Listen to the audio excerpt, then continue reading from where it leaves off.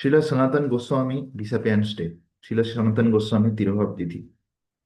শ্রী জীব গোস্বামী তার লঘু বৈষ্ণব তোষণী গ্রন্থে তাদের বংশ পরিচয় উল্লেখ করেছেন, যা শুরু হয়েছে শ্রী সর্ব থেকে, যিনি ছিলেন কর্ণাটকের একজন যজুর্বেদী ব্রাহ্মণ এবং ভরদ্বাজ গোত্রীয়।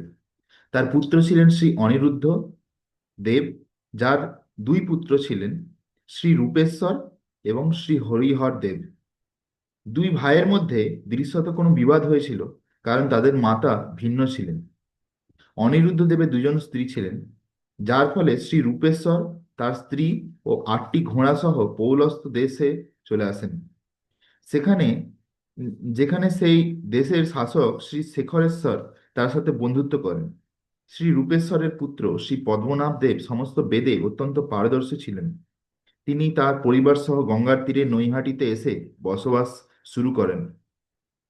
তো এখন নৈহাটি স্টেশন আছে, শিয়ালদা থেকে ট্রেন চলে, নৈহাটি স্টেশন পড়ে। নৈহাটিতে এসে বসবাস করেন। তার 8টি কন্যা ও 5টি পুত্র ছিল। তার 5 পুত্র পূর্বপুরুষদের পদাঙ্ক অনুসরণ করে বেদ অধ্যয়নে অত্যন্ত পারদর্শী ছিলেন। তাদের নাম ছিল পুরুষোত্তম, জগন্নাথ, নারায়ণ, মুরারি এবং মুকুন্দদেব। মুকুন্দদেবের পুত্র শ্রী কুমার দেব পরিবারের অন্য সদস্যদের দ্বারা উৎপীড়িত হয়ে বাকলা চন্দ্রদ্বীপে এসে বসবাস শুরু করেন। শ্রী কুমার দেবের অনেক পুত্র ছিল, যাদের মধ্যে শ্রী অমর, যার নাম পরে হয় সনাতন, মানে আগে কি নাম ছিল শ্রী অমর। তারপরে শ্রী সন্তোষ, যার নাম পরে হয় শ্রী রূপা, রূপ গোস্বামী। তারপরে শ্রী বল্লভ, হ্যাঁ, যার নাম আগে যার যার নাম আছে যে আরেকটা নাম হচ্ছে অনুপম, ছিলেন মহান ভক্ত। শ্রী সনাতন 1488 খ্রিস্টাব্দে জন্মগ্রহণ করেন। তিনি তার ভাইদের সাথে গৌড় দেশের রাজধানীর নিকটবর্তী সাকুরমা নামক একটি ছোট্ট গ্রামে তাদের মামার বাড়িতে পড়াশোনা শুরু করেন। বাদশাহ হুসেন শাহ তাদের গভীর পাণ্ডিত্য ও বুদ্ধিমত্তার কথা শুনে দুই ভাইকে তার মন্ত্রী হিসাবে নিযুক্ত করার সিদ্ধান্ত নেন। যদিও তারা অনিচ্ছুক ছিলেন, তবুও বাদশাহের আদেশ সম্পূর্ণ উপেক্ষা করা সম্ভব ছিল না। তো তখনকার দিনে যে আহ, মুসলমান যে নবাব ছিল হুসেন শাহ, সে খুব চালাক ছিল। সে মানে এমনিতে হিন্দুদেরকে ঘৃণা করতো, কিন্তু দেখছি এই দুটো ভাই কিন্তু খুব বুদ্ধিমান আছে।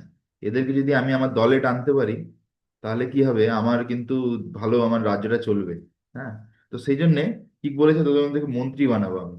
আর যে মুসলমান রাজা যদি এখন না বলে দেয় না, তো এখন তো একটা ঝামেলা হবে। তখন কি করবে, তার সঙ্গে আরো ঝামেলা করবে, ঘরের লোককে মারবে। তো সেই জন্যে এখানে কি বলছে, তবুও বাদশাহের আদেশ সম্পূর্ণ উপেক্ষা করা সম্ভব ছিল না। এইভাবে তারা তৎকালীন গৌড় দেশের রাজধানী রামকেলিতে এসে বসবাস শুরু করেন। তখন এই গৌড় দেশ মানে বঙ্গভূমি, এর রাজধানী কোথায় ছিল? রামকেলি। রামকেলিটা কোন জায়গায় পড়ে? মালদা, যেখান থেকে আমাদের পাকা পাকা আম আসে, ঠিক আছে, গরমকালে। তো সেই মালদাতে রামকেলিতে তখন রাজধানী ছিল। দিয়ে এখানে বলছে যে রামকেলিতে এসে বসবাস শুরু করেন এবং বাদশাহ তাদের প্রচুর ধন সম্পদ প্রদান করেন। দূর দূরান্তের অনেক ব্রাহ্মণ ও পণ্ডিত রামকেলিতে এলে রূপ ও সনাতনের কাছেই থাকতেন, বিশেষ করে কর্ণাটক ও নবদ্বীপের পণ্ডিতেরা। গঙ্গার কাছে এখনো একটি বাড়ি আছে, যার নাম ভট্টবাটি, এবং বলা হয় যে সেটি ছিল তাদের বাসস্থান। তাদের অনেক শিক্ষক ও অধ্যাপক ছিলেন। অলঙ্কার শাস্ত্রে তাদের শিক্ষক ছিলেন শ্রী বিদ্যাভূষণ পাদ। দর্শন শাস্ত্রে তাদের সার্বভৌম ভট্টাচার্যের ভাই শ্রী বিদ্যা বাচস্পতি তাদের শিক্ষক ছিল। শ্রী পরমানন্দ ভট্টাচার্য এবং শ্রী রামপদ ভদ্রপদের কাছে শিক্ষা লাভ করেন। তো এরা সবাই তাদের শিক্ষক ছিল। শ্রীমদ্ ভাগবতের দশম স্কন্ধের টিকায় তাদের নাম উল্লেখ করা হয়েছে। এই তিন ভাই শৈশব থেকেই ভগবানের প্রতি গভীর ভক্তিতে ভূষিত ছিলেন। এই তিন ভাই কে কে? শ্রী রূপা, শ্রী সনাতন আর শ্রী বল্লভ, ঠিক আছে। তো এখানে বলছে যে ছোট থেকেই এরা তিনজন কিন্তু ভগবানের বিশেষ আসক্তি। শ্রী বৃন্দাবনের স্মৃতিতে তারা তাদের বাসস্থানের কাছে তমাল, কদম্ব, জুথিকা ও তুলসীর মতো অনেক শুভ গাছ রোপণ করেন, যাতে এই গাছগুলোকে দেখে তারা বৃন্দাবনকে স্মরণ করতে পারে। ঠিক আছে। তো তুমি ধরো যেখানে আছো থাকো, তোমার পাশে যদি ঘরে ছাদ থাকে বা ব্যালকনি থাকে, সেখানে তুমি কতগুলো সুন্দর সুন্দর গাছ লাগিয়ে দিলে টবে করে, সেইগুলো দেখে তুমি বৃন্দাবনকে স্মরণ করো। যেমন এখানে সনাতন গোস্বামী, রূপ গোস্বামী তারা করছে। এই বাগানগুলির মাঝে শ্যামকুণ্ড রাধাকুণ্ড নির্মাণ করেন। ঠিক আছে। এই পবিত্র পরিবেশে তারা সর্বদা শ্রী মদন মোহনের সেবায় মগ্ন থাকতেন। বিখ্যাত নিমাই পণ্ডিতের কথা শুনে তারা তার দর্শন লাভের জন্য অত্যন্ত ব্যাকুল হয়ে ওঠেন এবং সর্বদা চিন্তা করতেন কখন তারা এমন সুযোগ পাবেন। তো নিমাই পণ্ডিতকে শ্রী চৈতন্য মহাপ্রভু। তো একদিন সকালে সনাতন গোস্বামী একটি স্বপ্ন দেখলেন, যেখানে একজন ব্রাহ্মণ তাকে শ্রীমদ্ ভাগবত প্রদান করছেন। হঠাৎ তার ঘুম ভেঙে গেল। তিনি কাউকে দেখতে না পেয়ে তিনি দুঃখিত হলেন। পরে সকাল স্নান ও পূজা সমর্পণ করে একজন ব্রাহ্মণ তার বাড়িতে এসে তাকে সত্যি সত্যি ভাগবত প্রদান করলেন এবং তার খুব ভালোভাবে অধ্যয়ন করার নির্দেশ দিলেন। এভাবে ভাগবত লাভ করে তিনি আনন্দে আত্মহারা হলেন এবং সেই দিন থেকে ভাগবতকে সমস্ত শাস্ত্রের সার মনে করে তার গভীর অধ্যয়ন শুরু করলেন। দিয়ে সনাতন গোস্বামী বলছে ভাগবতকে, শ্রীমদ্ ভাগবতমকে, যেহেতু ভাগবতম আমি বলেছি না যে ভাগবতম আর কৃষ্ণের মধ্যে কোনো তফাৎ নেই, ভাগবতম হচ্ছে সাক্ষাৎ কৃষ্ণ। এবার সনাতন গোস্বামী কি বলছে শোনো। হে শ্রীমদ্ ভাগবত, তুমি আমার একমাত্র নিত্য সঙ্গী, আমার একমাত্র বন্ধু, আমার একমাত্র গুরু, ধন, আমার মুক্তিদাতা, আমার মহাভাগ্য এবং সৌভাগ্যের উৎস, যে রূপের মাধ্যমে আমি আনন্দ আস্বাদন করি, তোমাকে আমার প্রণাম। ঠিক আছে। তো যখন ভাইয়েরা জানতে পারলেন যে নদিয়ার প্রাণস্বরূপ নিমাই পণ্ডিত সন্ন্যাস গ্রহণ করে পুরীতে বাস করেছেন, তখন তার দর্শন লাভের আশা হারিয়ে তারা মূর্ছিত হয়ে পড়লেন মাটিতে। একটি দৈববাণী দ্বারা তারা কিছুটা শান্ত হলেন, যেখানে বলা হয়েছিল যে তারা এখানেই, এই রামকেলিতেই প্রভুর দর্শন লাভ করতে পারবেন। 5 বছর কেটে যাওয়ার পর মহাপ্রভু তার মা এবং মা গঙ্গার দর্শন করার জন্য বাংলায় আসার সিদ্ধান্ত নিলেন। সমস্ত ভক্তরা আনন্দে বিভোর হলেন এবং সতীমাতা এতটাই আনন্দিত হলেন যে তিনি নিজের শরীরের কথাও ভুলে গেলেন। শান্তিপুরে অদ্বৈত আচার্যের সাথে কিছুদিন কাটিয়ে শ্রীচৈতন্য মহাপ্রভু রামকেলিতে এলেন। ঠিক আছে। তো ভাবো যে আমাদের এইসব জায়গাগুলো কত ধন্য জায়গা, এই গৌড়মণ্ডল ভূমি, যেখানে নিত্যানন্দ প্রভু, মহাপ্রভু আর গোস্বামীদের চরণ ধুলি লেগে আছে। এই যে রামকেলি, যে শিয়ালদা থেকে ট্রেনে গেলে রামকেলি স্টেশন পড়ে। ঠিক আছে। শান্তিপুর স্টেশন পড়ে, এরকম মানে আমরা কোথায় আছি আসলে, আমরা অনেক মানে সৌভাগ্যের জায়গায় আছি, এখানে ভগবানের চরণ ধুলি বারবার পড়েছে। তো এখানে বলছে যে সাকর মল্লিক সনাতন এবং দাবির খাস রূপা তাদের ভাই শ্রী বল্লভ, যার নাম অনুপম, এর সাথে যার ছিল একটি ছোট্ট ছেলে।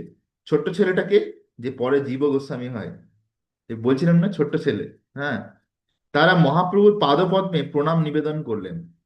মহাপ্রভু রামকেলি থেকে পুরীতে ফিরে যাওয়ার পর ভাইয়েরা তার পাদপদ্মে আশ্রয় লাভের জন্য কিছু ব্রত ও নিয়ম পালন করতে শুরু করলেন। পরিবারের সদস্যদের চন্দ্রদ্বীপ ও ফতেয়াবাদের বাড়িতে পাঠিয়ে দিয়ে শ্রী রূপ ও অনুপম তাদের সঞ্চিত ধনসম্পদ একটি নৌকায় বোঝাই করে রামকেলি ত্যাগ করলেন। সনাতন একাই সেখানে রয়ে গেলেন। এরপর মানে আমরা কি বুঝতে পারছি যে এই তিনজন ভাই, এরা সব এর কাছে চাকরি করতো, ওই হুসেন শাহের কাছে। ঠিক আছে। এবার হুসেন শাহের কাছে চাকরি করতো মানে এই নয় যে এই ঝাড়ু পোছা করতো, মিনিস্টার ছিল, কেউ ফাইন্যান্স মিনিস্টার, কেউ হোম মিনিস্টার, এই ধরনের মানে লক্ষ লক্ষ স্বর্ণ মুদ্রা মাসে মাসে দিত, মানে সে আমাদের ভাবনার বাইরে কি পরিমাণ টাকা দিত ওদেরকে। হ্যাঁ। তো তখনকার দিনের হিসাবে ভাবো, তাহলে এখন তো সে কয়েক গুণ বেড়ে যাবে টাকাটা। হ্যাঁ। তো বলছে, তো মানে সবার প্রথমে কে চাকরি ছেড়েছে, রূপ, রূপা আর অনুপম, এই দুজন চাকরি ছেড়েছে। তারা কি করেছে, যা টাকা পয়সা একদম একটা নৌকায় বোঝাই করে, নৌকাতে স্বর্ণ মুদ্রা বোঝাই করে ঘর পাঠিয়ে দিতে, দিয়ে বৃন্দাবন পালিয়ে গেছে। আর এদিকে সনাতন গোস্বামী পড়ে আছে।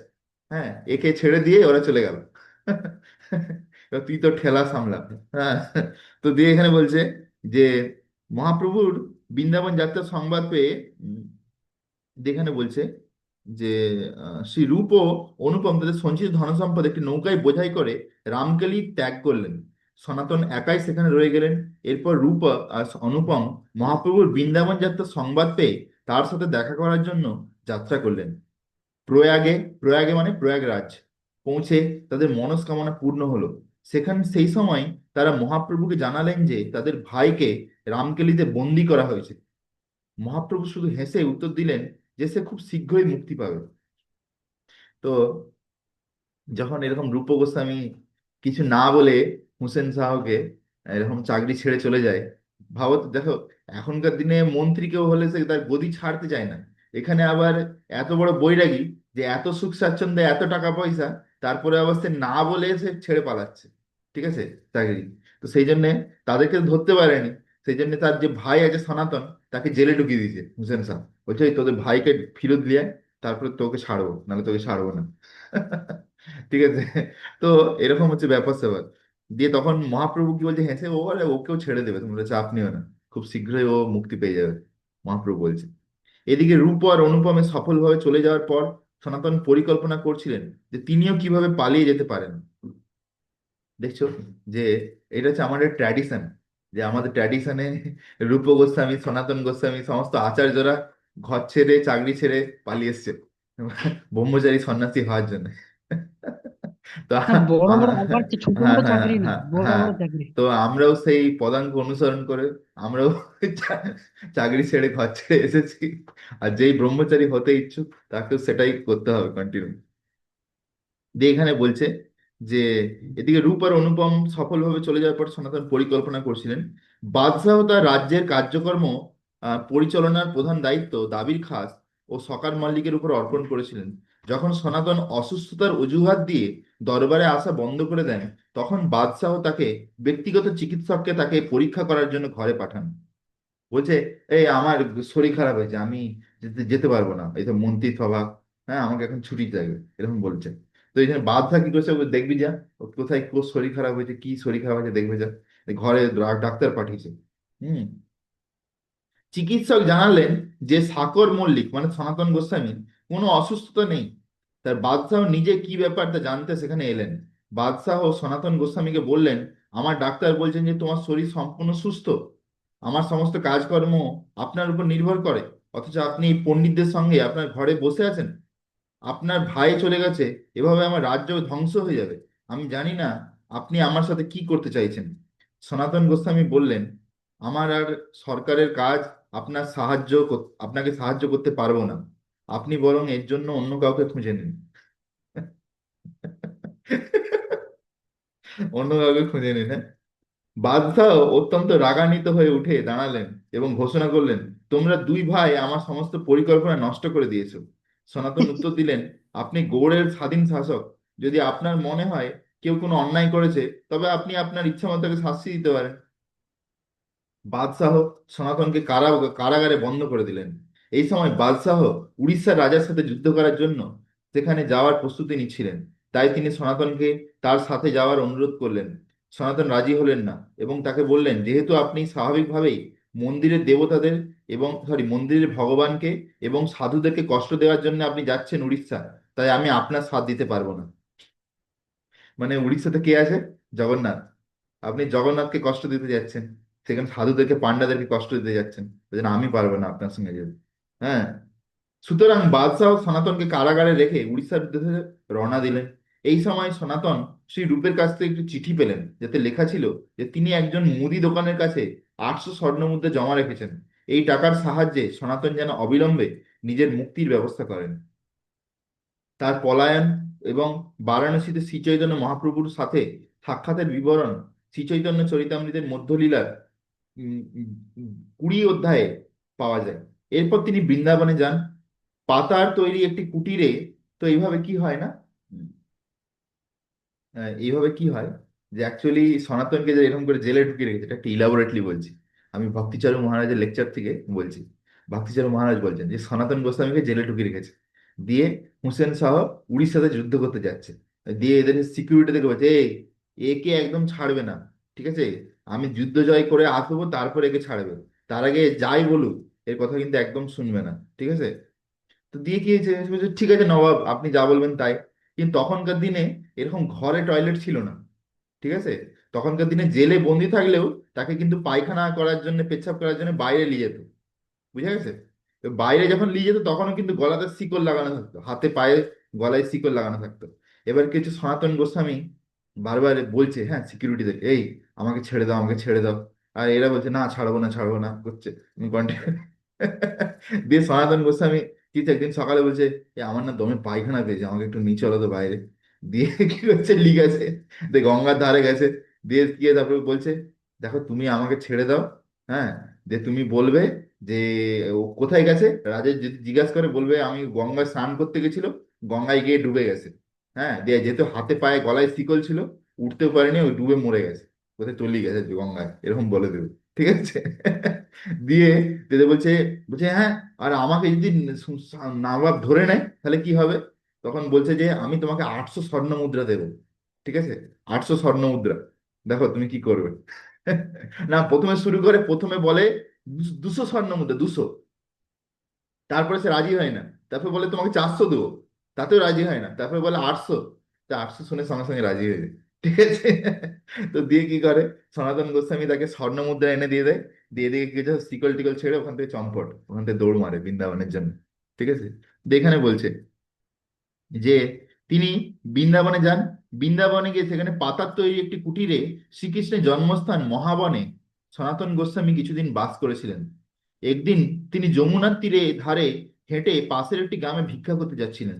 সেখানে মদন গোপাল, মানে যার নাম হচ্ছে মদন মোহন, কিছু রাখাল বালকের সাথে খেলা করছিল। ভাবো, যে মদন মোহন বিগ্রহ, সে আবার রাখাল বালকের সঙ্গে খেলা করছে, ভাবো। সে যে, এবং তিনি সনাতন গোস্বামীকে দেখে তার দিকে ছুটে এসে বললেন, বাবা বাবা। সনাতনের হাত ধরে তিনি বললেন, আমি তোমার সাথে যেতে চাই। লাল। সনাতন উত্তর দিয়ে বললেন, তুমি আমার সাথে কেন যেতে চাও? তুমি যেখানে থাকো, সেখানেই থাকতে চাও, সেখানেই থাকো। তুমি যদি আমার সঙ্গে থাকো তাহলে তুমি কি খাবে? মানে বলছে যে আরে আমি তো কিছুই খাই না, না খেয়ে থাকি। তুমি আমার সঙ্গে থাকলে না খেয়ে থাকবে, তুমি বলছো যেখানে আছো কোনো ঠিক আছে। তখন বলছে, কৃষ্ণ কৃষ্ণ বলছে, মদন মোহন বলছে, বাবা, তুমি যা খাবে আমি তাই খাবো, কিন্তু আমি তো শুধু শুকনো রুটি আর ছোলা খাই। সনাতন বলছে, আমি তো শুধু শুকনো রুটি আর ছোলা খাই, তাহলে আমিও তাই খাবো। না না, ওটা তোমার জন্য যথেষ্ট হবে না, তোমার উচিত তোমার মা বাবার সঙ্গে থাকা। মানে ওই যাদের ঘরে আছে, যে যাদের ঘরে যে পুজো করে, তারাই হচ্ছে ওর মা বাবা হয়ে গেছে মদন মোহনের। ঠিক আছে? বলছে তোমার মা বাবার সঙ্গে থাকো, ওটাই ভালো। কারণ তারা বলছে, না বাবা না, আমি তোমার সাথে থাকতে চাই। সনাতন গোস্বামী ধৈর্য ধরে বোঝালেন যে তার উম, ছেলেটি তার সাথে থাকলে কষ্ট পেতে পারে, এবং তাকে বাড়ি পাঠিয়ে দিলেন। তারপর তিনি গ্রামে কিছু রুটি ভিক্ষা করতে গেলেন। সেই দিন রাত্রে স্বপ্নে তিনি আবার সেই ছেলেটিকে দেখতে পেলেন।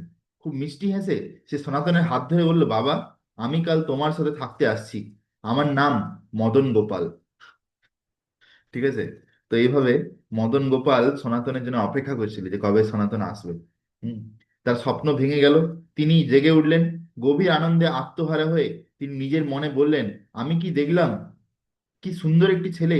ভগবান শ্রীকৃষ্ণের কথা ভাবতে ভাবতে তিনি তাই কুটিরে দরজা খুললেন এবং দেখলেন বাইরে গোপালের একটি সুন্দর বিগ্রহ দাঁড়িয়ে আছে। তার জ্যোতি চারদিকে বিকীর্ণ হচ্ছিল। কয়েক মুহূর্তের জন্য সনাতন গোপালের উজ্জ্বল হাসির দিকে তাকিয়ে সম্পূর্ণ হতবাক হয়ে গেলেন। তিনি আশা করছিলেন যে বিগ্রহটি হয়তো কিছু বলবেন বা তার দিকে এগিয়ে আসবেন। অবশেষে প্রেমাশ্রু তার গাল বেয়ে গড়িয়ে পড়ল। সনাতন মাটিয়ে লুটিয়ে পড়ে দণ্ডাবত প্রণাম করলেন। তো দেখো, মদন গোপাল নিজেই সনাতন গোস্বামীর কাছে চলে এসেছে। ধীরে ধীরে তিনি গোপালের অভিষেক করলেন, বিগ্রহকে স্নান করালেন এবং তার পুজো করলেন। সনাতনের ভাই রূপ সেখানে এলেন এবং এই বিগ্রহটিকে দেখে দিব্য প্রেমে গভীরভাবে অভিভূত হলেন। সনাতন বিগ্রহটিকে তার পাতার কুটিরে নিজের কাছে রাখলেন এবং পরমানন্দে তার পুজো করতে লাগলেন। শিল রূপ গোস্বামী অবিলম্বে এই শুভ সংবাদ পুরীতে মহাপ্রভুর কাছে পাঠিয়ে দিলেন। বিভিন্ন ভক্তদের দৃষ্টিভঙ্গির ভিন্নতার কারণে কৃষ্ণের লীলা কখনো কখনো বিভিন্নভাবে বর্ণনা করা হতে পারে। যেখানে কৃষ্ণ এবং তার ভক্তদের দ্বারা অনুভূত অভ্যন্তরীণ ভাব ও অনুভূতি চারপাশের বাহ্যিক ঘটনাগুলির উপর কম বা বেশি জোর দেওয়া হয়। এই পরিপ্রেক্ষিতে প্রেমবিলাসে বর্ণিত হয়েছে যে মদন মোহন বিগ্রহটি মথুরার একজন ব্রাহ্মণ দামোদর চৌবের বাড়িতে থাকতেন। শ্রী অদ্বৈত আচার্য কর্তৃক পূজিত হওয়ার পরবর্তী সময়ে দামোদর চৌবে তার স্ত্রী বল্লভা এবং তাদের পুত্র মদন মোহন বাৎসল্য ও সখ্যভাবের পূজা করতেন। মানে মদন মোহনকে ছেলের মতন ভাবে এরা ব্রজবাসীরা সেবা করতো আগে, এখানে বলছে। হ্যাঁ, দামোদর চৌবের ছেলে ভগবান মদন গোপালের সাথে একসাথে খেলা করত।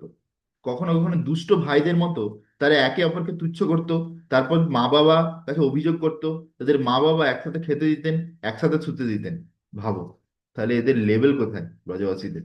যে ভগবান এদের সঙ্গে একসাথে বাচ্চার মতন ঘরে আছে, যে তাকে একসাথে খেতে দিচ্ছে, একসাথে শুতে দিচ্ছে। ঠিক আছে, এখানে বলছে সনাতন গোস্বামী কখনো চৌবের বাড়ি থেকে রুটি ভিক্ষা করতেন। যখন তিনি দেখলেন যে কিভাবে বিগ্রহের পুজো করা হচ্ছে, তখন তিনি দামোদরের স্ত্রী বল্লভা দেবীকে সঠিকভাবে বিগ্রহ পূজার নিয়ম কানুন সম্পর্কে নির্দেশ দিতেন। তবে তিনি এই সমস্ত নিয়ম পালন করা খুব কঠিন বলে মনে করতেন। একদিন যখন সনাতন মদন গোপাল বিগ্রহ এবং ছেলে মদন মোহনকে আহ মানে ছেলের নাম ছিল মদন মোহন আর বিগ্রহের নাম ছিল মদন গোপাল।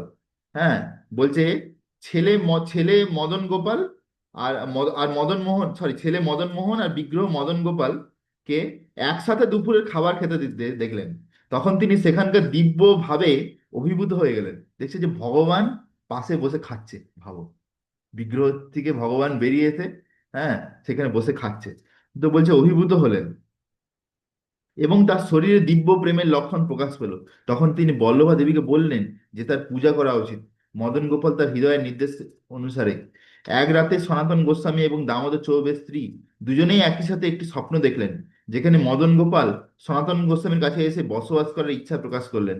পরমানন্দে সনাতন সেই পরিবার থেকে মদন গোপালকে গ্রহণ করলেন এবং তাকে সূর্য ঘাটের কাছে একটি ছোট্ট টিলার উপর নিয়ে এলেন, যেখানে তিনি ডালপালা ও পাতাদের তৈরি একটি ছোট্ট কুঁড়ে ঘর তৈরি করলেন।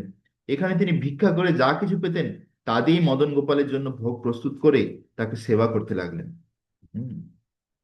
তারপরে নেক্সট, একদিন মদন গোপাল খেতে অস্বীকার করে অভিযোগ করলেন সনাতনকে যে রুটিতে একটু লবণও নেই, রুটিতে একটু লবণও নেই।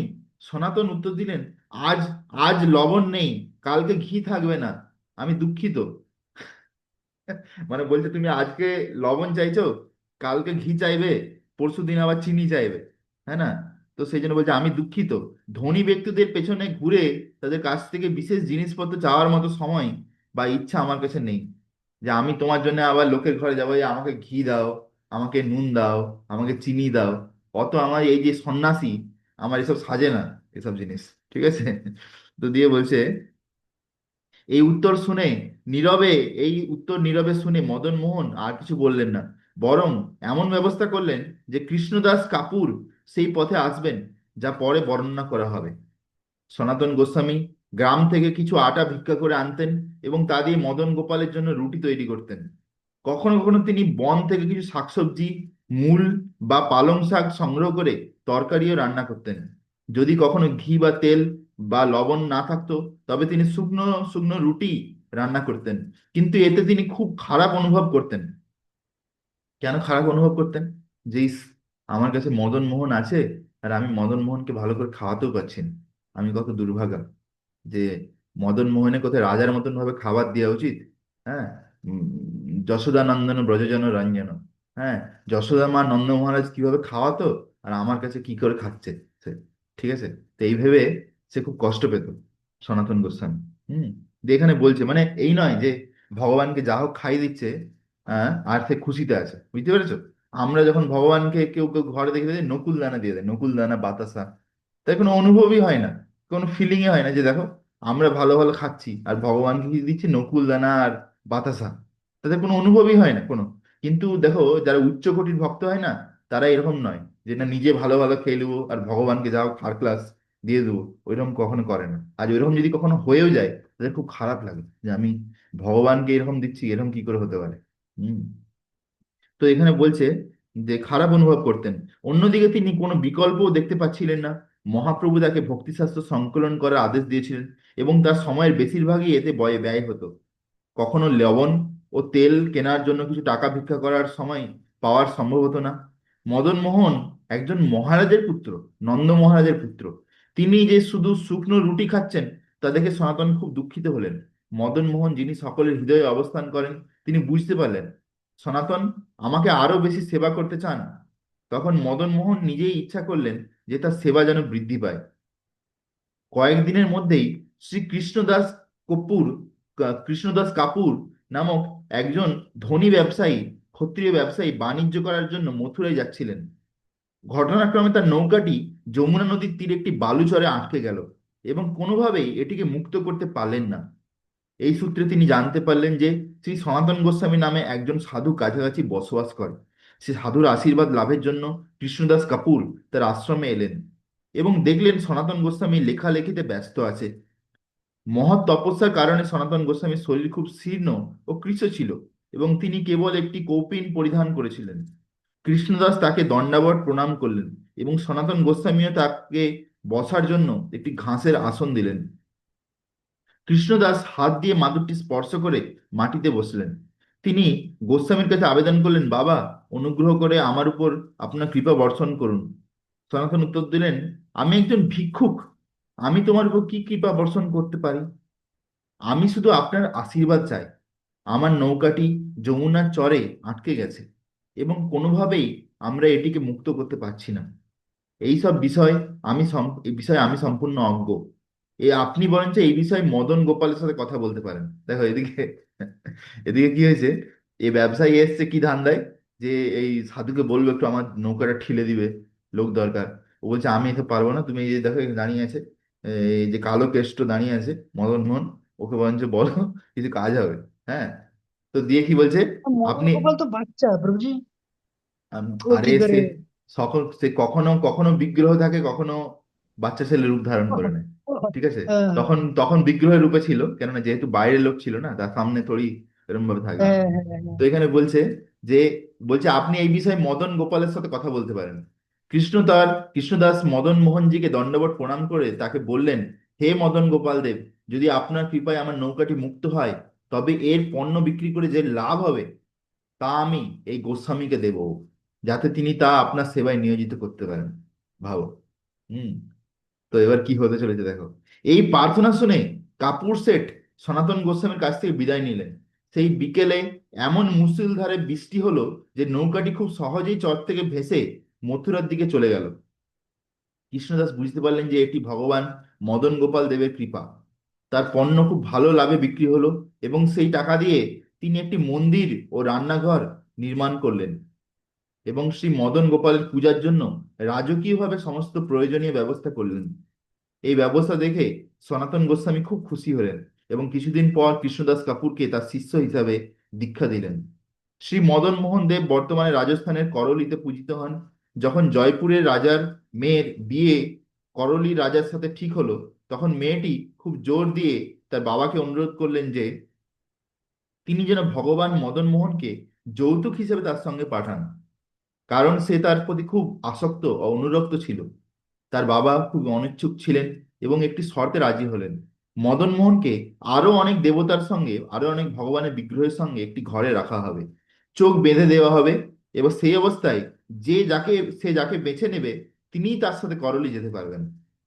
তো এদিকে রাজার যে মেয়ে, সে মদন মোহনকে ভালোবেসে ফেলেছে। সে যখন বিয়ে করবে, সে বলছে আমি বিয়ে তো করবো, কিন্তু আমি মদন মোহনকে নিয়ে যাবো। আর বাবাও ছাড়তে চাইছে না মদন মোহনকে।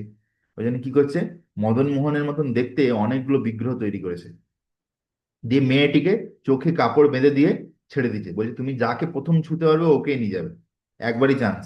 ঠিক আছে, 10 বার চান্স পাবে না। দিয়ে এবারে দেখো এখানে কি হচ্ছে। মদন মোহন স্বপ্নে সেই তার মেয়েটিকে আশ্বস্ত করলেন, বললেন যে সে তার হাতের কোমল স্পর্শে তাকে চিনতে পারবেন। হুম। এই কৌশলে মেয়েটি সহজেই মদন মোহনকে চিনতে পারল, যিনি আজও করলিতে অবস্থান করছেন। জয়পুর থেকে করলি যাওয়ার সরাসরি বাস আছে, অন্যথায় মথুরা থেকে ট্রেন করে হিন্দাউন এবং সেখান থেকে বাসে করে করলি যাওয়া যায়। একদিন সনাতন গোস্বামী শ্রী রূপা এবং শ্রী রঘুনাথ দাস গোস্বামীর সাথে দেখা করার জন্য রাধাকুণ্ডে এলেন। তখন আগমনে তারা দুজনকেই তাকে অভ্যর্থনা জানানোর জন্য উঠে দাঁড়ালেন এবং তাকে শ্রদ্ধার সাথে বসানোর পর তারা শ্রী শ্রী রাধাকৃষ্ণের অমৃতময় লীলা আলোচনায় মগ্ন হলেন। সেই সময় শ্রীল রূপ গোস্বামী শ্রীমতী রাধারানীর প্রশংসায় কিছু স্তোত্র রচনা করছিলেন, যা সম্মিলিতভাবে চতুষ্পুষ্পাঞ্জলি নামে পরিচিত। সনাতন গোস্বামী সেগুলো পড়তে গিয়ে একটি শ্লোক দেখতে পেলেন, গোরচনা গৌরী প্রভা আহ, রন্দি বারম বারম অমনিস্তবক দোতি বেনি ব্যলাঙ্গনা ফনম। এখানে ব্যলাঙ্গনা ফনম মানে হলো যে রাধারানীর চুলের বেনি সাপের ফনার মতো অত্যন্ত সুন্দর দেখাচ্ছিল। সনাতন গোস্বামী ভাবলেন, এটা কি এটা কি একটি সঠিক তুলনা, বিষধর সাপের ফনার মতো? হ্যাঁ। দুপুরে দুপুরে সনাতন রাধাকুণ্ডের তীরে এলেন এবং সেখানে প্রার্থনা করার পর স্নান করতে শুরু করলেন। উম, তারপর কুণ্ডের অন্য পাড়ে একটি বড় গাছের ছায়ায় তিনি কিছু গোপকন্যাকে খেলা করতে দেখলেন। দূর থেকে তাদের দেখতে তাদের মনে হলো গাছ থেকে ঝুলে থাকা একটি কালো সাপ সেই গোপকন্যাদের একজন গলা ও কাঁধের চারপাশে পেঁচিয়ে ধরতে চলেছে। কোনো বিপদের আশঙ্কা করে তিনি তাকে ডেকে বললেন, ওহে লালি, সাবধান সাবধান, তোমার ঠিক পেছনে একটি সাপ আছে। কিন্তু মেয়েরা খেলায় মগ্ন ছিল এবং তার কথায় মনোযোগ দিয়ে দিল না। তাই তিনি আসন্ন বিপদ থেকে তাদের রক্ষা করার জন্য তৎক্ষণাৎ দৌড়তে শুরু করলেন। তাকে কাছে আসতে দেখে শ্রীমতী রাধারানী ও তার সখীরা হাসতে লাগলেন। তারপর তারা অদৃশ্য হয়ে গেলেন। তো তাহলে দেখো যে সনাতন গোস্বামী, রূপ গোস্বামী এরা মানে বৃন্দাবনেতে রাধারানী তাদের সখীরা যে বিভিন্ন জায়গায় লীলা করছে সেগুলো দেখতে পেত। এই জন্য বলে যে বৃন্দাবন ধামেতে এখনো রাধারানী, কৃষ্ণ, তার সখীরা সবাই আছেন, নিত্য লীলা চলছে। সেগুলো আমরা দেখতে পাই না, কারণ আমাদের সেই যোগ্যতা নেই। কিন্তু সনাতন গোস্বামী সেটা দেখতে পেয়েছি। ভাবো। তো এখানে বলছে যে ওহে লালি, সাবধান, তোমার পেছনে সাপ আছে। হ্যাঁ, কিন্তু তাদের কোনো মনোযোগই নেই। হ্যাঁ, তারা কি মনোযোগী দিল না, তার আসন্ন বিপদ তাদের রক্ষা করার জন্য তৎক্ষণাৎ দৌড়তে শুরু করলেন। তখন তাকে আসতে দেখে শ্রীমতী রাধারানী ও সখীরা হাসতে লাগলেন। তারপর তারা অদৃশ্য হয়ে গেলেন। সনাতন সম্পূর্ণ হতবাক হয়ে গেলেন। কিন্তু তারপর ধীরে ধীরে তিনি বুঝতে পারলেন যে শ্রী রূপের উপমাটি যথার্থ ছিল। যেহেতু রূপ গোস্বামী লাইনটা যে কবিতাটা লিখেছে, সেখানে তুলনা করেছে যে রাধারানীর যে চুল সেটা সাপের ফনার মতো। তো সেটা বলছে, দেখে বলছে যে সনাতন স্যার এটা কি ঠিকঠাক লিখেছো, অন্য কিছু লেখা যেতে পারে। সেই জন্য রাধারানী সাক্ষাৎ তার সখীদেরকে নিয়ে এসে তাদের লীলা দেখালে, দেখা আমাদের চুলটা কিরকম। ঠিক আছে। তো উম, তো এখানে বলছে যে পাবন সরোবর তীরে এসে সনাতন গোস্বামী সেখানকার একটি জঙ্গলে প্রবেশ করলেন এবং অন্ন জল ত্যাগ করে শ্রী শ্রী রাধা গোবিন্দ দেবের পাদপদ্মে গভীর ধ্যানে মগ্ন হলেন। শ্রীকৃষ্ণ, যিনি সকলের হৃদয়ে অবস্থান করেন, তিনি বুঝতে পারলেন যে তার মহান ভক্ত অনাহারে আছেন। তাই তিনি একজন রাখাল বালকের বেশে হাতে দুধের পাত্র নিয়ে এসে সেখানে সনাতন গোস্বামীর সামনে হাসি মুখে দাঁড়ালেন। শ্রীকৃষ্ণ বলছেন, বাবা, আমি আপনার জন্য কিছু দুধ এনেছি। ওহে লাল, তুমি আমার জন্য এত কষ্ট কেন করলে? আমি দেখলাম আপনি এতক্ষণ ধরে এখানে কিছু না খেয়ে বসে আছেন। ও, তুমি কিভাবে জানলে যে আমি কিছু খাচ্ছি না? আমি এখানে গরু চড়াতে আসছি এবং আপনি কি করছেন তা দেখার জন্য আপনাকে লক্ষ্য করি আমি। কিন্তু আপনি কখনো কিছু খান না। কৃষ্ণ বলছে, হ্যাঁ, তোমাকে তোমার অন্য কাউকে পাঠানো উচিত ছিল। তুমি তো কেবল একটি ছোট্ট ছেলে। আমার জন্য এই দুধ আনতে তোমার নিশ্চয়ই কষ্ট হয়েছে। না না বাবা, কোনো কষ্ট হয়নি। বাড়িতে অন্য সবাই ব্যস্ত ছিল, তাই আমি নিজেই এসেছি। আসতে পেরে খুব খুশি হয়েছি। দেখো কৃষ্ণ কিভাবে বাচ্চা ছেলে সেজে এসে কথা বলছে। সনাতন গোস্বামী বালকটিকে বসতে বললেন এবং দুধটুকু অন্য একটি পাত্রে ঢেলে নিলেন। না বাবা, আমি এখানে বসতে পারবো না, প্রায় সূর্যাস্ত হয়ে গেছে। আমাকে এখন আমার গরুগুলো দুধ দইতে যেতে হবে। আমি কাল এসে পাত্রটা নিয়ে যাব। যখন সনাতন উপরে তাকালেন, তখন সেখানে কেউ ছিল না। তিনি বুঝতে পারলেন যে শ্রীকৃষ্ণ নিজেই তাকে এই দুধ এনে দিয়েছেন। প্রেমের ওষুধ আর গাল দিয়ে বয়ে পড়ছিল, আর তিনি সেই দুধ পান করলেন। সেদিন থেকে তিনি উপবাস ত্যাগ করলেন। দেখো সনাতন গোস্বামী দেখছে যে আমি যদি উপবাস করি, তখন আমার ভগবান আমার জন্য দুধ নিয়ে আসে। মানে কি, আমাদের জীবনের উদ্দেশ্য ভগবানের সেবা করা, ভগবানের থেকে সেবা নেওয়া নয়। হ্যাঁ না? তো তো সেই জন্য সনাতন দেখছে যে আমি এমন কিছু যেন না করি যাতে আবার ভগবানকে সেবা করতে না হয় আমার। তো সেই জন্য তিনি ঠিক করলেন যে এবার আমি আর উপবাস করবো না। নালে এরকম ঠিক করে খেতো না। আজকে একদিন খেয়ে নিল কিছু একটা, কালকে আবার খাবে না, পরশুদিন খাবে, এরকম ব্যাপার স্যাপার। বুঝে গেছে? সেটা ভগবানের সহ্য হচ্ছিল না যে এরকম এত কষ্ট করছে। হ্যাঁ, যে এখানে বলছে যে তখন উম, আহ, সেই দিন থেকে তিনি উপবাস ত্যাগ করলেন এবং ব্রজবাসীদের কাছ থেকে কিছু খাদ্যদ্রব্য ভিক্ষা করতে যেতেন। ব্রজবাসীরাও তার জন্য একটি ছোট্ট কুঁড়ে ঘর তৈরি করে দিল। একদিন রূপ গোস্বামীর ইচ্ছা হলো তার বড় ভাই সনাতনের জন্য পায়েস রান্না করবেন, কিন্তু তার কাছে প্রয়োজনীয় কোনো উপকরণ ছিল না। এটা ভালো করে শুনবে, হ্যাঁ। শ্রী শ্রী শ্রী রাধা ঠাকুরানী, যিনি তার ভক্তদের ইচ্ছা পূর্ণ করেন, তিনি সবকিছু বুঝতে পারলেন। তিনি একজন গোপবালিকার বেশ ধারণ করে সেখানে এলেন। এক হাতে চাল, চিনি ভর্তি একটি ঝুড়ি আর অন্য হাতে দুধের একটি পাত্র নিয়ে বললেন, স্বামী, স্বামী, আমি যে নৈবেদ্য এনেছি তো দয়া করে, অনুগ্রহ করে গ্রহণ করুন। এত মধুর কণ্ঠে কাউকে ডাকতে শুনে তিনি কুটিরের দরজা খুললেন এবং দেখলেন একজন অত্যন্ত সুন্দরী গোপবালিকা হাতে চাল, চিনি ও দুধের উপহার নিয়ে দাঁড়িয়ে আছে। লালি, আজ এত সকালে কি মনে করে এসেছো? স্বামী, আমি আপনার জন্য এই উপহারটি আনতে এসেছি। ও, কিন্তু তুমি এত কষ্ট করছো, কষ্ট কিসের? আমি সাধুদের সেবা করতে এসেছি। শ্রী রূপ তাকে বসতে অনুরোধ করলেন, কিন্তু তিনি উত্তর দিলেন যে বাড়িতে অনেক কাজ আছে, তাই তিনি এখন বসতে পারবেন না। আর তারপর তিনি চলে গেলেন। শ্রী রূপ উপরে তাকিয়ে দেখলেন যে সেখানে কেউ নেই। কিছুটা চমকে গেলেন।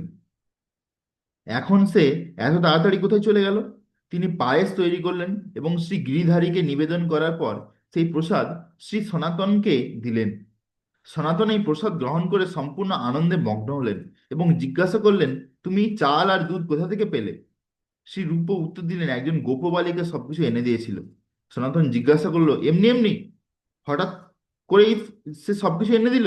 হ্যাঁ, আজ সকালে আমি তোমার জন্য পায়েস বানানোর কথা ভাবছিলাম, ঠিক তখনই দেখলাম একজন রাখাল বালিকা হাতে সব উপকরণ নিয়ে আমাদের কুটিরের সামনে দাঁড়িয়ে আছে। সনাতন এই কথা শুনে তার গাল বেয়ে অশ্রু গড়িয়ে পড়তে লাগলো। এই পায়েসের স্বাদ অন্য জগতের। সনাতন বুঝে গেছে যে এই পায়েস এখানের নয়, এর স্বাদ অন্য জগতে। শ্রীমতী রাধা ঠাকুরানী নিজে ছাড়া আর কে এইরকম উপকরণ আনতে পারে? আর কখনো এমন ইচ্ছা করো না। রূপ গোস্বামী বলছে, তুমি এরকম আর ইচ্ছা করো না যাতে আবার রাধারানীকে তোমার সেবা করতে আসতে হবে। আমাদের জীবনের লক্ষ্য হচ্ছে রাধা কৃষ্ণের সেবা করা। আর তুমি এমন ইচ্ছা করছো যে রাধারানীকে আবার সেবা করতে আসতে হচ্ছে। প্রতিদিন শ্রী সনাতন গোস্বামী গোবর্ধন পর্বতের 14 মাইল পরিধি পরিক্রমা করতেন।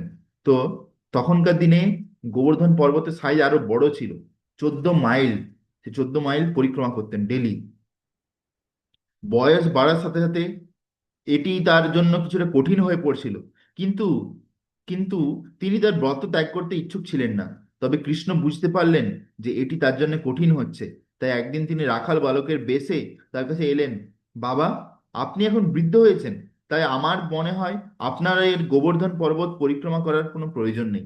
না লালা, এটি আমার নিত্য ব্রত, আমার উপাসনা। আপনি এই বৃদ্ধ বয়সে এই ব্রত ত্যাগ করতে পারেন? না লালা, নিজের ব্রত কখনো ত্যাগ করা উচিত নয়। বাবা, আমার কাছে একটি খুব ভালো উপায় আছে, যদি আপনি তা গ্রহণ করেন। যদি তা গ্রহণযোগ্য হয় তবে আমি অবশ্যই গ্রহণ করব। তখন শ্রীকৃষ্ণ তাকে দেখালেন তখন শ্রীকৃষ্ণ তাকে গোবর্ধন পর্বত থেকে একটি শিলা দিলেন, যাতে তার পায়ের ছাপ, একটি বাছুরের পায়ের ছাপ এবং একটি লাঠি ও বাঁশির ছাপ ছিল। বাবা, এটি একটি গোবর্ধন শিলা। এটা দিয়ে আমি কি করব? আপনি এই শিলাটিকে প্রদক্ষিণ করতে পারেন এবং তা গিরি গোবর্ধনে প্রদক্ষিণ করার সমান হবে। এই কথা বলেই রাখাল বালকটি অদৃশ্য হয়ে গেল। তখন সনাতন বুঝতে পারলেন যে গিরিরাজ নিজেই তার পূজনীয় রূপ তাকে দান করেছেন এবং সেই দিন থেকে তিনি সেই শিলাটিকে প্রদক্ষিণ করতে লাগলেন। কখনো কখনো শ্রী সনাতন মহাবনে থাকতেন। একদিন তিনি যমুনার তীরে কিছু রাখাল বালককে খেলতে দেখলেন এবং তাদের মধ্যে একজন বালক ছিল যাকে দেখে তার মনে হলো যে সে যেন মদন গোপাল। ওখানে কি আমার মদন গোপাল খেলছে? না, সে নিশ্চয়ই স্থানীয় কোনো গ্রামের ছেলে। তারপর আরেকদিন যখন তিনি যমুনার পাশে দিয়ে যাচ্ছিলেন, সেখানে তিনি আবার সেই ছেলেটিকে দেখতে পেলেন এবং ভাবলেন, এবার আমি অপেক্ষা করে দেখি যে সে কোথায় যায়। অবশেষে সন্ধ্যা ঘনিয়ে এলো এবং ছেলেরা খেলা শেষ করে যে যার ঘরের বাড়ির দিকে রওনা দিল। সেই নির্দিষ্ট ছেলেটির পিছু পিছু গিয়ে সনাতন দেখলেন যে সে মন্দিরে প্রবেশ করছে। তো মদন মোহন ইভেন মন্দির হওয়ার পরেও সেখান থেকে বেরিয়ে গিয়ে খেলা করতো। এখানে বলছে মন্দিরে প্রবেশ করছে। তখন তিনি বুঝতে পারলেন যে মদন গোপাল প্রতিদিন অন্য ছেলেদের সাথে খেলার জন্য যমুনার তীরে যায়। যেমন আমরা ছোটবেলায় বলতাম না মাকে, এই মা খেলতে যাও, খেলতে যেতে দাও। সেরকম ভগবান, আসলে ভগবানের থেকে আমাদের এই ইচ্ছাগুলো আসে। তো এখানে বলছে, শ্রী সনাতন এবং শ্রী রূপ ব্রজের যেখানেই যেতেন, বিভিন্ন গ্রামে ব্রজবাসীরা এই দুই ভাইকে খুব আদর করতেন এবং তাদের দুধ ও দই খাওয়াতেন। তারাও ব্রজবাসীদের কৃষ্ণের নিজের পরিবারের সদস্য হিসেবে দেখতেন এবং সেইভাবে তাদের সম্মান করতেন।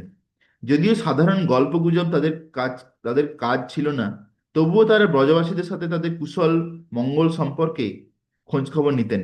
যেমন তাদের কতজন ছেলে মেয়ে আছে, কার বিয়ে কোথায় হয়েছে, সবার বিভিন্ন নাম কি, তার গরুগুলো কেমন দুধ দিচ্ছে, বলদগুলো মাঠে কেমন কাজ করছে, ফসল কেমন হচ্ছে, কে অসুস্থ রয়েছে, তারা সুস্থ হচ্ছে কি না, এই সব খবর নিত সনাতন গোস্বামী। তো সেইভাবেই তারা ব্রজবাসীদের খুব প্রিয় হয়ে গেছিল। হ্যাঁ, এইভাবে শ্রী রূপা ও সনাতন গ্রামবাসীদের প্রাণ হয়ে উঠলেন, এবং ব্রজবাসীরাও রূপ ও সনাতনের প্রাণ হয়ে উঠলেন। শ্রী সনাতন কখনো কখনো গোবর্ধনের কাছে চক্রেশ্বরে থাকতেন। হ্যাঁ, এটাকে বলে চাকলেশ্বর মহাদেব। সেই স্থানে অনেক মশা ছিল, যা ছিল একটি বিরাট উপদ্রব। একদিন যখন তিনি এই পোকামাকড় মশার দ্বারা অতিষ্ঠ হয়ে যাচ্ছিলেন, তখন সনাতন মন্তব্য করলেন, আমি আর এখানে থাকবো না, কোনো কিছুতে মনোযোগ দেওয়া অসম্ভব, আমি না লিখতে পাচ্ছি না জব করতে পারছি। সনাতন গোস্বামী বই লিখবে, এদিকে মশা এসে পুপা পুপা করছে, কামড়াচ্ছে, আর এদিকে জব করবে হরে কৃষ্ণ কৃষ্ণ কৃষ্ণ হরে হরে, হরে রাম রাম রাম হরে হরে, আর এদিকে মশা এসে কামড়াচ্ছে, ডিস্টার্ব করছে। তো এই জন্য বলছে কি, না এখানে আমি বই লিখতে পারছি, না আমি মনোযোগ দিয়ে জব করতে পারছি। হুম। সেই রাতে ভগবান শিব সনাতনের কাছে এসে তাকে বলে, সনাতন, অনুগ্রহ করে প্রসন্ন মনে এখানে আপনার সেবা চালিয়ে যান, আগামীকাল থেকে মশার কোনো উপদ্রব এখানে থাকবে না। ভাবো, ঠিক আছে, যে শিবজি পর্যন্ত সনাতন গোস্বামীকে রেসপেক্ট করে। ঠিক আছে, বিভিন্ন মানে বিভিন্ন দেবী দেবতারা, ব্রহ্মা আদি দেবতা, শিব আদি দেবতা সবাই এই ষড় গোস্বামীদেরকে পুজো করে। ভাবো তাহলে এনাদের লেভেলটা কোন জায়গায়, বুঝা গেছে? তো সেটা এখানে বলছে যে সে শিবজি কি করেছে, এটা বিভিন্ন আচার্যরা বলে যে মশার যে একজন দেবতা আছে, যে মশাদেরকে কন্ট্রোল করে, তাকে বলে যে এই যে সনাতন যেখানে আছে ওখানে যেন কোনো মশা ওকে ডিস্টার্ব না করে। সব মশাদেরকে বলে ওখান থেকে পালিয়ে যেতে। যে তারপরের দিন থেকে দেখে ওখানে আর কোনো মশা নেই, সব মশা খালি হয়ে যায়। ঠিক আছে। কেননা শিবজিও চায় যে চাকলেশ্বর মহাদেব মানে শিবজি সাক্ষাৎ, সে চায় যে ওখানে সনাতন গোস্বামী থাকুক। হুম। তো এরপর থেকে আর কোনো মশা ছিল না। সনাতন নির্বিঘ্নে তার ভজন চালিয়ে গেলেন। শ্রী সনাতন গোস্বামী অনেক শাস্ত্র সংকলন করেছেন। এর মধ্যে শ্রী বৃহৎ ভাগবতামৃত, শ্রী হরিভক্তি বিলাস এবং তার দিগদর্শনের টিকা, শ্রীকৃষ্ণ লীলাস্তব দশম চরিত, শ্রী ভগবত টিপ্পণী, শ্রীমদ্ ভাগবতের ভাষ্য এবং বৃহৎ বৈষ্ণব তোষণী, এই সমস্ত গ্রন্থ, এতগুলো গ্রন্থ তিনি রচনা করেছেন। এর মধ্যে যে বৃহৎ ভাগবতামৃত যে আছে না, ওর উপরে শ্রী শ্রীমদ্ ভক্তিচর স্বামী মহারাজ অনেকগুলো লেকচার দিয়েছেন। হ্যাঁ, তো পরে শুনতে পারেন। তো এখানে বলছে যে শ্রী সনাতন গোস্বামী 1488 খ্রিস্টাব্দের জন্মগ্রহণ করেন, এবং 27 বছর বয়সে তিনি ব্রজে এসে বসবাস শুরু করেন এবং সেখানে 43 বছর ছিলেন।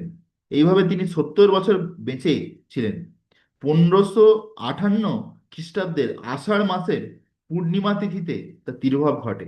ব্রজলীলায় তার নাম ছিল রতি মঞ্জরি। মানে ভগবান যখন, ভগবানের কৃষ্ণ লীলাতে সনাতন গোস্বামী কি স্বরূপ? রতি মঞ্জরি। সেই রতি মঞ্জরি সনাতন রূপে, সনাতন গোস্বামী রূপে এসছে মহাপ্রভুর লীলাতে। ঠিক আছে, দিয়ে আমাদেরকে কত রকম শিক্ষা দিয়ে গেছেন।